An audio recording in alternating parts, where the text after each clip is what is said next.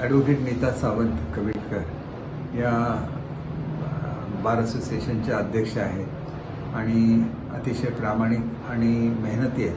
त्याच्यामुळे निश्चितपणे चांगल्या नगराध्यक्ष त्या ठरतील याच्यामध्ये माझ्या मनात कुठलीही शंका नाही. आणि त्यांचा संपर्कसुद्धा दांडगा आहे.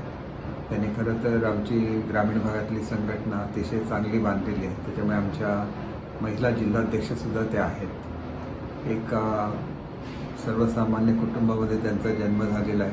त्यांचे वडील STमध्ये कामाला होते आणि त्याच्यानंतर त्यांनी उच्च अशी पदवी त्या ठिकाणी मिळवली. त्यांची या कुटुंबातले सर्व लोक ही चांगलं शिक्षण त्यांनी घेतलेलं आहे. काही लोक MPSC झालेली आहेत आणि त्याच्यामुळे एका चांगल्या कुटुंबातील एका गृहिणीला नगराध्यक्षपदाची संधी मिळते याचा मला आनंद केलेली नाही आहे.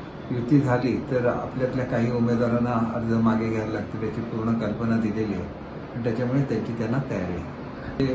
20+2 22 उमेदवार अधिक एक नगराध्यक्ष आणि त्यांचे डमी असे उमेदवार फॉर्म भरतील.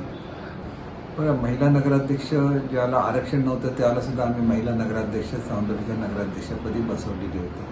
आता तर आरक्षण असताना 2 वेळा महिला नगराध्यक्ष झालेल्या आहेत आणि त्याच्यामुळे त्यांची जी परंपरा आहे त्याच ॲडव्होकेट नीता सावंत कविटकर ह्या पुढे चालू ठेवतील याची मला खात्री आहे.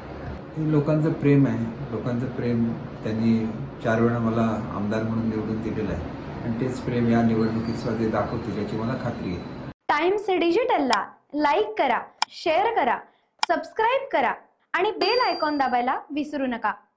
Times digital.